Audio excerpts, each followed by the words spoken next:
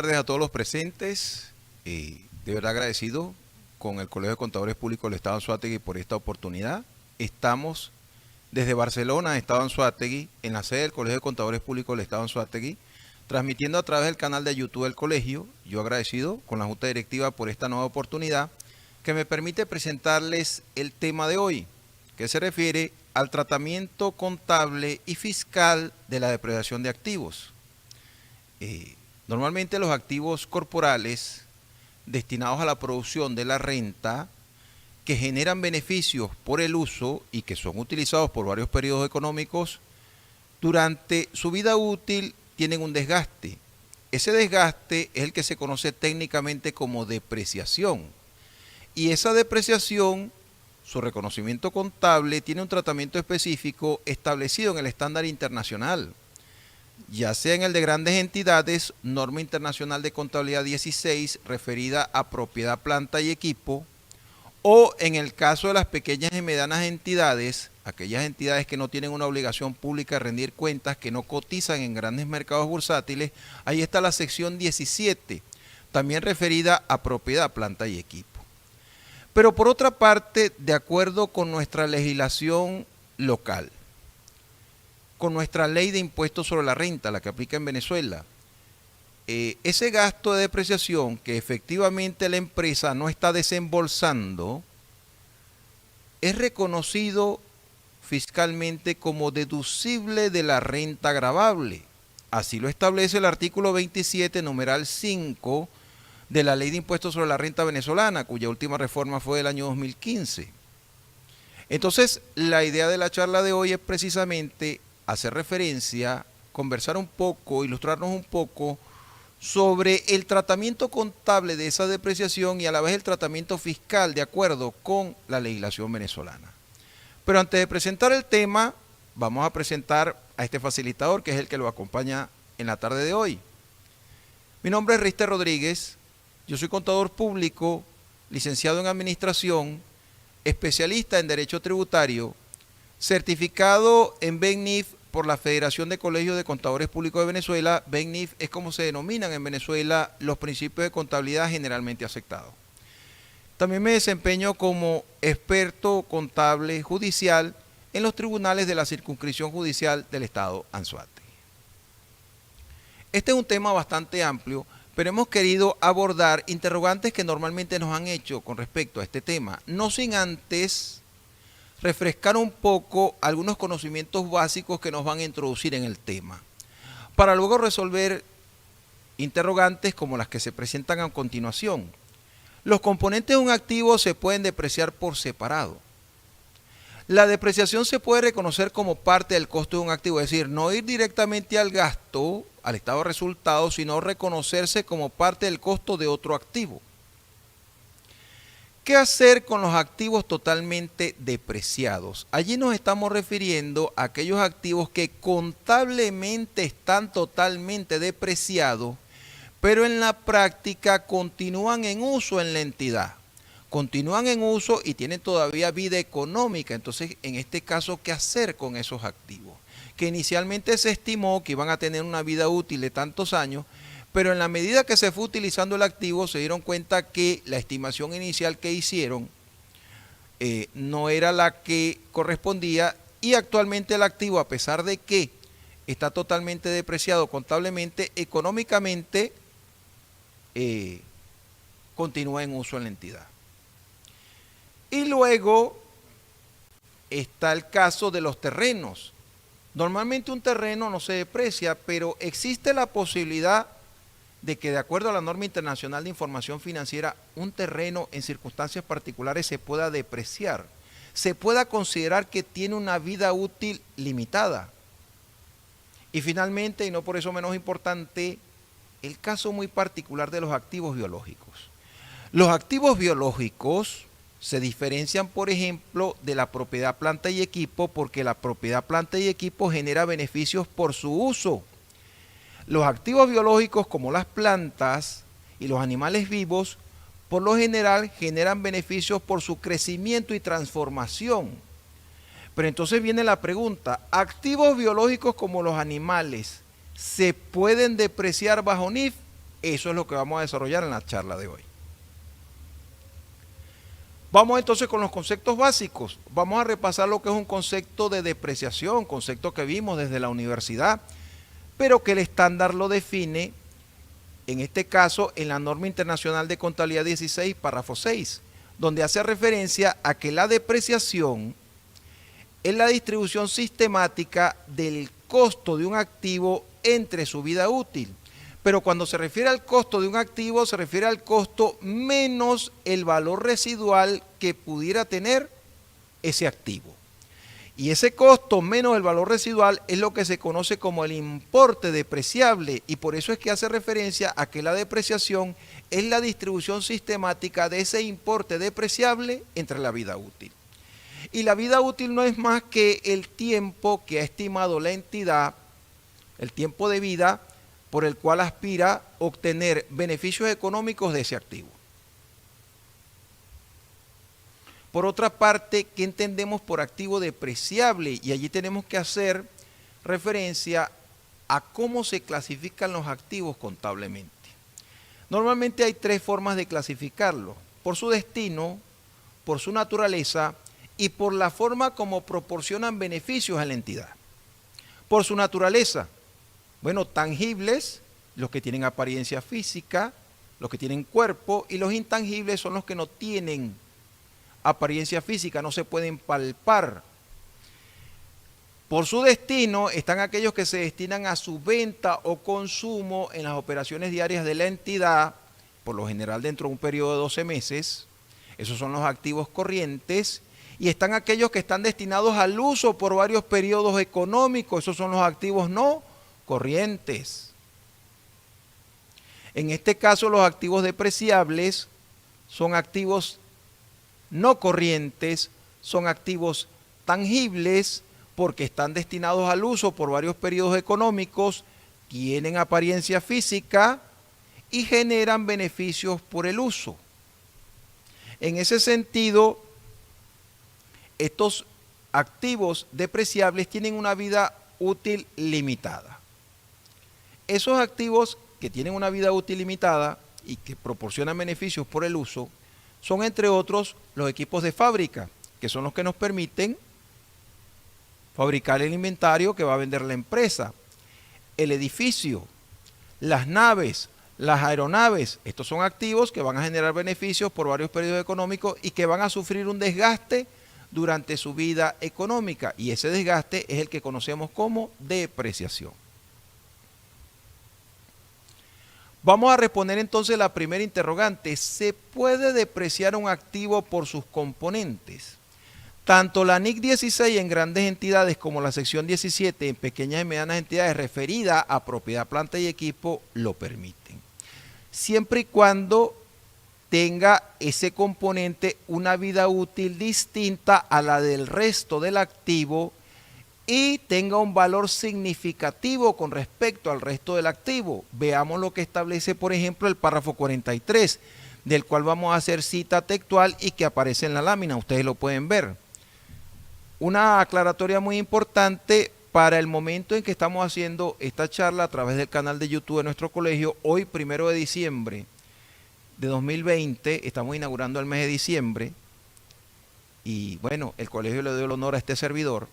Para este momento, 1 de diciembre de 2019, de acuerdo con el BABENIF número 8, que es un boletín local en Venezuela que nos indica cuáles son los principios de contabilidad generalmente aceptados que están vigentes, para este momento está vigente en Venezuela las NIF libro 2019 y en el caso de la NIF para pymes, la enmienda 2015.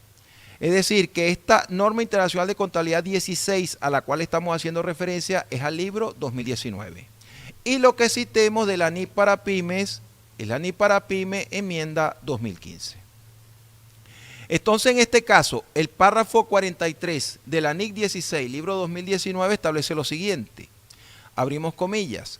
Se depreciará de forma separada cada parte de un elemento de propiedades, planta y equipo que tenga un costo significativo con relación al costo total del elemento. Y el párrafo siguiente, que es el párrafo 44, establece que una entidad distribuirá el importe inicialmente reconocido con respecto a una partida de propiedad, planta y equipo entre sus partes significativas y depreciará de forma separada cada una de esas partes. ¿Cuáles pudieran ser los ejemplos ilustrativos de esto que estamos mencionando en los párrafos 43 y 44 de la norma? Pudiera ser conveniente, de acuerdo con especificaciones técnicas que tengan estos activos, que se deprecie por separado en el caso de un avión el fuselaje, que es la estructura, del motor del avión, en razón de que tienen vidas útiles distintas.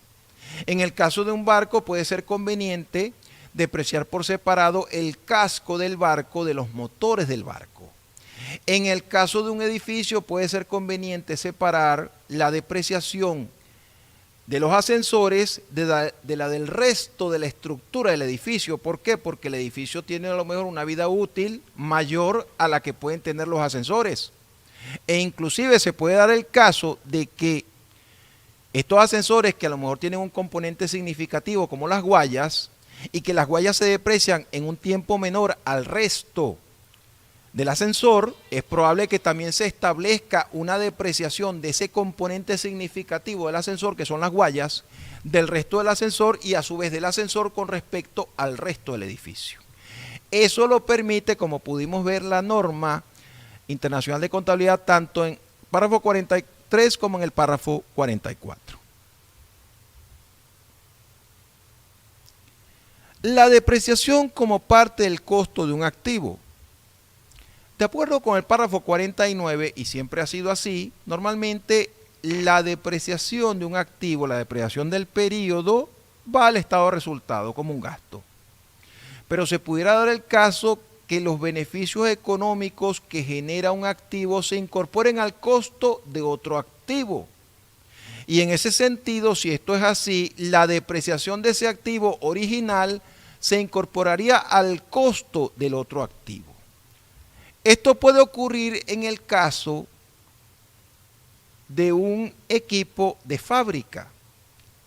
Un equipo de fábrica que los beneficios económicos futuros que nos va a generar es en función a la transformación del inventario que vamos a vender. Entonces, el costo, el gasto de depreciación de ese equipo de fábrica no se llevaría al estado de resultados, sino que se incorporaría al costo de los inventarios que produce ese equipo de fábrica. Si esto es así, ese costo, y de acuerdo con lo que establece el párrafo 49, que ustedes lo pueden ver en la lámina, ese costo formaría parte del costo de transformación de los inventarios. Y aquí tenemos que hacer un poquito de repaso de lo que era la contabilidad de costos. Los costos de transformación incluyen la mano de obra directa y los costos indirectos de fabricación. En este caso, la depreciación de un equipo de fábrica sería un costo indirecto de fabricación de esos inventarios. Y dependiendo del método de depreciación que utilice la entidad, si utiliza el método de línea recta, sería un costo indirecto de fabricación fijo. Pero si el método de depreciación que utiliza la entidad es un método de depreciación por unidades producidas, el gasto de depreciación será un costo indirecto de fabricación variable. Pero en cualquiera de los dos casos, un costo indirecto de fabricación del inventario, es decir, se está incorporando al inventario, no va al estado de resultado. A menos que cuando se venda el inventario, allí sí formará parte del costo de venta de los inventarios. Pero si ya sabemos que la norma permite, el estándar de contabilidad, tanto de grandes entidades como de pequeñas y medianas entidades, permite incorporar la depreciación de un activo en el costo de otro activo, y lo vemos con este ejemplo ilustrativo, el equipo de fábrica, donde la depreciación del equipo de fábrica se incorporaría como un costo indirecto de fabricación de los inventarios.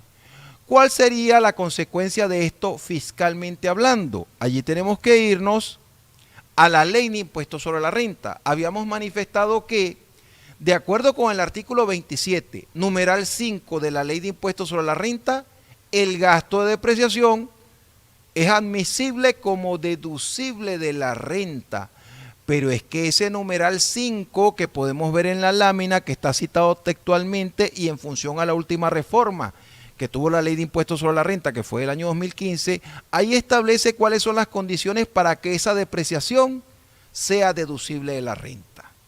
Ahí establece que una cantidad razonable para atender la depreciación de activos permanentes invertidos en la producción de la renta, siempre que dichos bienes estén situados en el país. Y muy importante, tal deducción no se haya imputado al costo. Si esa deducción, si esa depreciación se imputó al costo de otro activo, no es fiscalmente deducible de la renta. Artículo 27, numeral 5.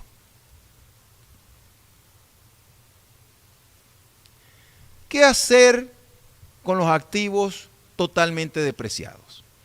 Cuando se adquiere un activo, se hace una estimación tanto de su vida útil, es decir, el tiempo durante el cual se aspira que genere beneficios económicos a la entidad, y si lo tiene, se estima un valor de salvamento. Puede ocurrir que en el desarrollo de las actividades, en el pasar del tiempo, el comportamiento del activo, su vida útil sea mayor o sea menor a la que se había estimado originalmente.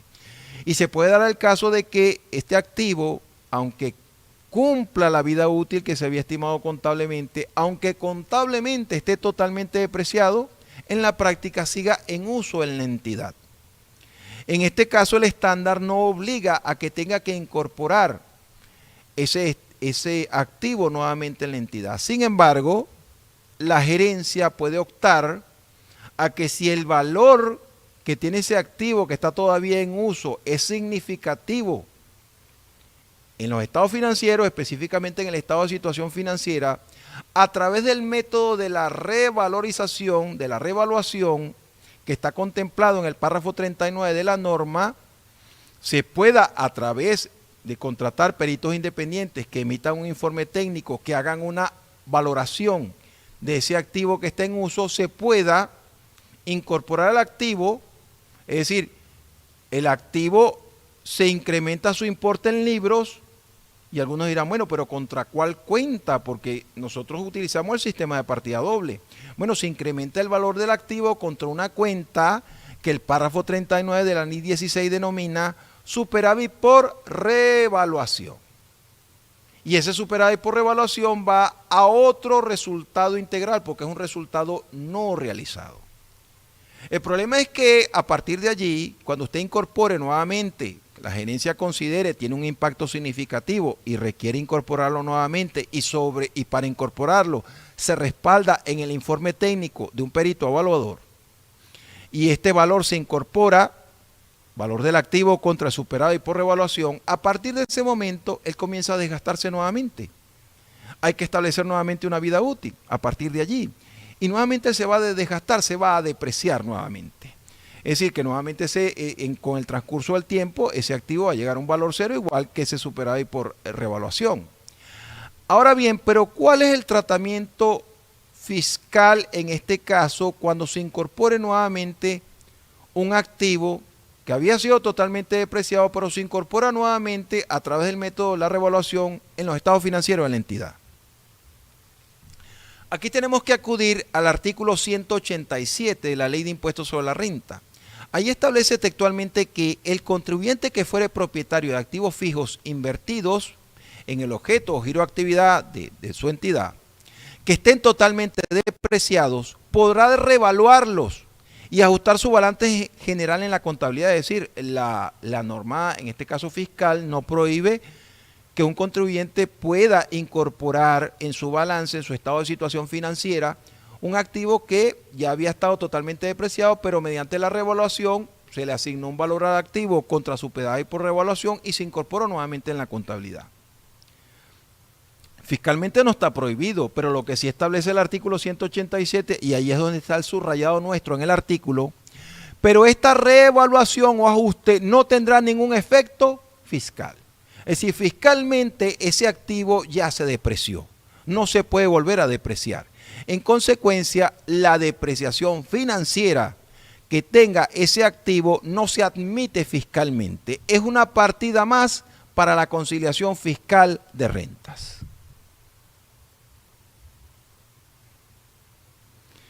Por otra parte, una pregunta muy interesante. Y normalmente desde que vemos contabilidad básica, sabemos que un terreno tiene vida útil ilimitada y se debe contabilizar por separado del resto de los activos. Inclusive, aun cuando se haya adquirido en forma conjunta, cuando usted adquiere una edificación, esa edificación viene con un terreno. Así adquirido en forma conjunta, se debe registrar en forma separada el valor del terreno del valor de la edificación, porque la edificación tiene una vida útil limitada, se deprecia. En cambio, el terreno no, el terreno tiene una vida útil ilimitada y más bien se revaloriza. Pero la norma internacional de contabilidad 16 en su artículo 58 establece lo siguiente: los terrenos y los edificios son activos separados y se contabilizarán por separado incluso si se han adquirido en forma conjunta, como ya lo hemos mencionado, con algunas excepciones tales como minas, canteras y vertederos, se refiere a vertederos de basura. Los terrenos tienen una vida útil ilimitada y por tanto no se deprecian. Esa es la regla general. No se deprecian porque tienen una vida útil ilimitada. Sin embargo, el párrafo 59 de la norma establece lo siguiente: en algunos, y hacemos cita textual porque en todo momento, independientemente de la opinión que pueda tener este servidor, estamos haciendo cita de la norma, cita de la fuente, que en este caso es la norma internacional de contabilidad 16, libro 2019.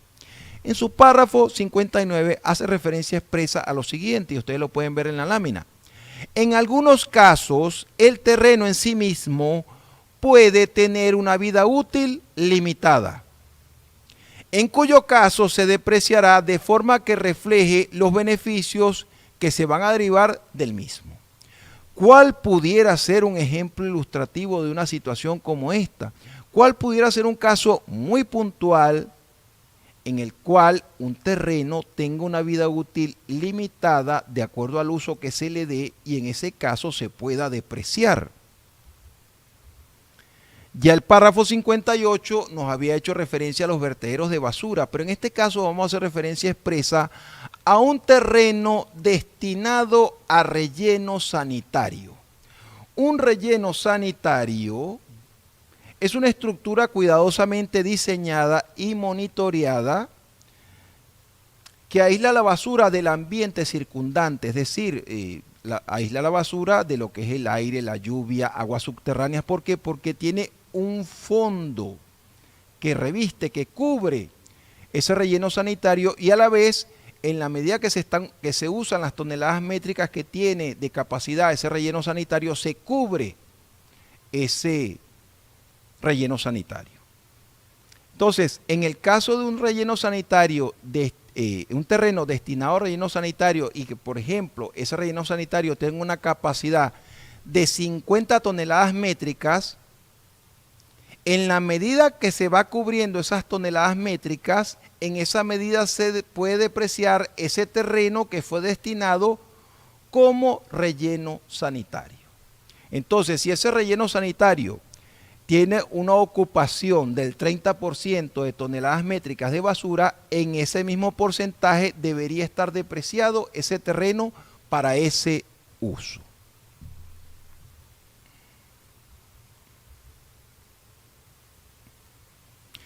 Y un caso muy interesante, el de los activos biológicos. De acuerdo con el estándar de grandes entidades, norma internacional de contabilidad 41, que hace referencia a la agricultura, y con la sección 34 de la NIP para pymes, que hace referencia a actividades especiales, y dentro de esas actividades especiales está la actividad de la agricultura, es importante aclarar que en países como Venezuela, como la hermana República de Colombia, normalmente cuando hacemos referencia a actividades de cultivos y actividades de cría de ganado, utilizamos el término agropecuario. Sin embargo, para el estándar internacional, cuando habla de agricultura, no se refiere solamente a cultivos, se refiere también a ganadería. Entonces, en este caso, la NIC 41 utiliza la denominación agricultura, pero esa denominación agricultura abarca tanto a cultivos como a la cría de ganado, a la ganadería. Igual la sección 34 de la NIP para pymes. En este caso, el estándar define como activo biológico una planta o un animal vivo. Y la pregunta es si esos activos biológicos, como los animales, por ejemplo, se pueden depreciar bajo NIF. Vamos a explicar esto con un ejemplo ilustrativo que no es mío. Ese es un ejemplo ilustrativo del cual voy a citar la fuente. La fuente es el experto colombiano doctor Edmundo Flores, quien expuso en una oportunidad este ejemplo. Yo lo traigo nuevamente a colación con algunos elementos adicionales que le pude agregar gracias a la explicación, y aprovecho de agradecer al profesor Juan Martínez, quien fue presidente de acá del Colegio de Contadores Públicos del Estado de Anzoátegui, quien es profesor de pre y posgrado de la Universidad de Oriente y que tiene una amplia trayectoria en lo que es la contabilidad agropecuaria, y que me proporcionó algunos elementos que les voy a traer a colación y que me permitieron presentar el ejemplo con el cual vamos a explicar esta parte final de la charla. Normalmente los activos biológicos se miden por el valor razonable, por su valor de venta, su valor de mercado. Sin embargo, el párrafo 30 del estándar para grandes entidades, NIC 41, establece lo siguiente: solo en el momento del reconocimiento inicial, en el caso de los activos biológicos para los que no estén disponibles precios cotizados de mercado y para los cuales se hayan determinado claramente que no son fiables otras mediciones alternativas del valor razonable, estos activos biológicos pueden ser medidos a su costo, menos la depreciación acumulada, menos la pérdida por deterioro. Es decir, si no se puede medir por el valor razonable, en casos muy excepcionales, se miden por el método del costo. Al medirse por el método del costo, allí sí hay que tomar en cuenta una depreciación que pudieran tener acumulada o una posible pérdida por deterioro. En la NIF para pymes, su equivalente, el equivalente a ese párrafo 30 sería el párrafo 34.8 de la NIF para pymes, es decir, el párrafo 8 de la sección 34, que establece lo siguiente: la entidad medirá los activos biológicos cuyo valor razonable no sea fácilmente determinable sin costo o esfuerzo desproporcionado al costo, menos cualquier depreciación acumulada y cualquier pérdida por deterioro del valor acumulada. Es decir, en el caso de pequeñas y medianas entidades donde represente un costo o un esfuerzo desproporcionado, es decir, mayor al beneficio que va a obtener, determinar el valor de un activo biológico por el valor razonable, bueno, lo puede hacer por su costo, menos la depreciación acumulada, menos cualquier pérdida de deterioro acumulada.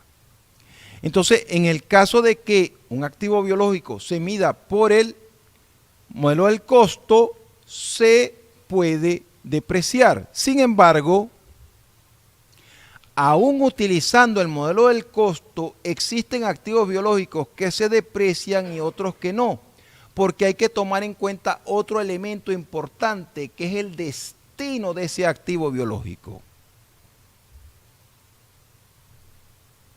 Entonces, tenemos que analizar primero la finalidad del activo para saber si ese activo se puede depreciar o no. En este caso, activo biológico.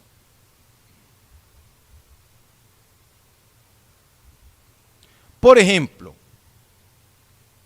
si se trata de pollos o de ganado de levante, es decir, pollos o ganado en crecimiento, para su sacrificio y venta, es decir, venta de su carne, o ganado en pie o pollos en pie para su venta sin sacrificarlos, es decir, se van a vender vivos. Como su destino es la venta, ya sea que los sacrifiquen o que los vendan en pie, que los vendan vivos, como su destino es la venta, aun cuando se valoricen por el método del costo, no se deprecian porque su destino es la venta, no el uso. Acuérdense que los activos que normalmente se deprecian son aquellos que se destinan al uso por varios periodos económicos y van a generar beneficio a la entidad por varios periodos económicos.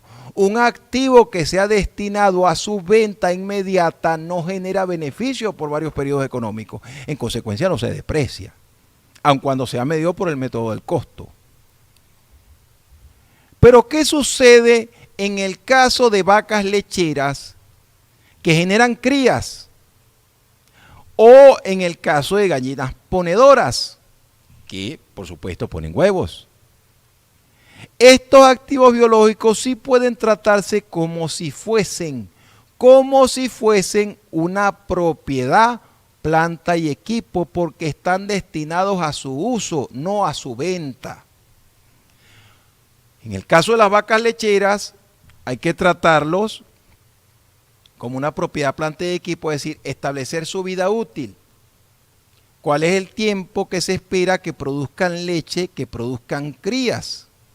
En el caso de las gallinas ponedoras, ¿cuál es el tiempo de vida útil que se espera que sigan produciendo huevos? Por otra parte, el valor de salvamento, el valor de rescate. Cuando una gallina ya llegue a una edad donde una gallina vieja no puede producir huevos, ¿cuál sería su valor de rescate como gallina vieja? Pues se puede vender, porque si bien es cierto que ya no va a producir huevos, por experiencia propia sé que una gallina vieja sirve para hacer un buen caldo. Y en ese sentido tiene un valor de rescate.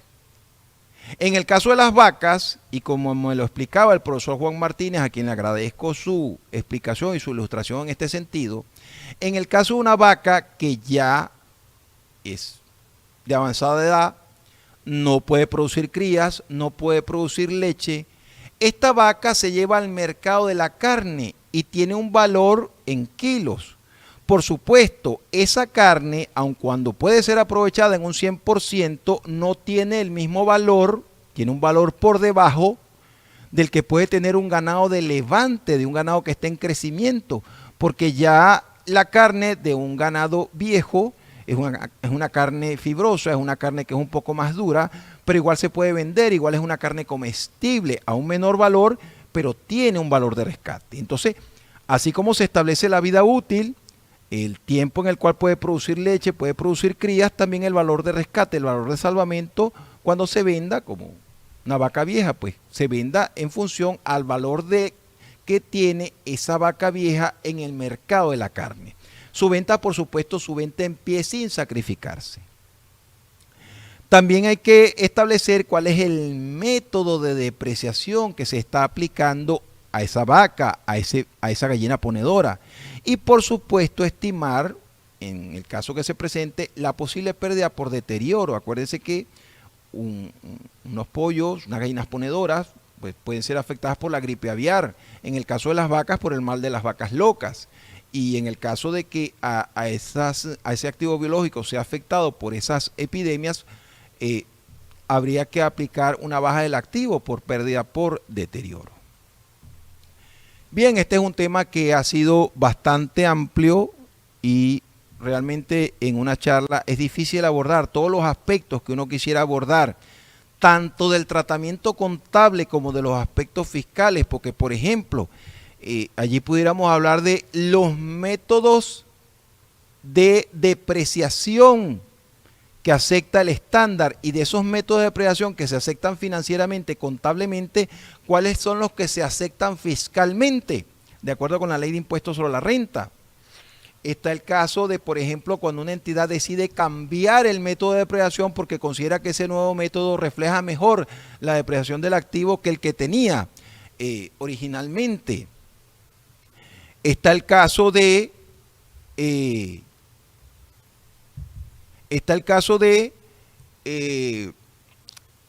por ejemplo, la depreciación por el método de la revalorización, porque los ejemplos que hemos visto acá es la depreciación por el modelo del costo, pero tanto el estándar para grandes entidades, la norma internacional de contabilidad 16, como la sección 17 de la NIP para pymes, en el caso de la NIP para pymes, a partir de la enmienda 2015, acepta el modelo de la revaluación. Entonces, en ese sentido, ¿cómo sería la depreciación de un activo que haya sido reevaluado? Todos esos aspectos y casos prácticos los hemos desarrollado en una guía práctica. En una guía práctica que está a su disposición. Para ello dejo para ustedes disponible mis redes sociales. Ahí está mi correo electrónico, mi Twitter, mi teléfono, mi dirección en Facebook. Y en el caso de aquellos que estén interesados, que quieran profundizar más sobre este tema, pueden escribir a mi correo y con mucho gusto, sin compromiso alguno, yo le puedo indicar el contenido de la guía, el pensum, su valor, su forma de pago, y en el caso que desee adquirirla, que desee profundizar más su conocimiento sobre ese tema, pues gustosamente se la haremos llegar. De mi parte, espero que haya podido satisfacer algunas de sus inquietudes. Espero que esta charla lo haya podido ilustrar, le haya podido dar un mayor conocimiento del que tenía originalmente con este tema, y agradecido nuevamente con mi Colegio de Contadores Públicos del Estado de Anzoátegui por esta oportunidad. Bueno, será hasta la próxima y muchas gracias por su atención.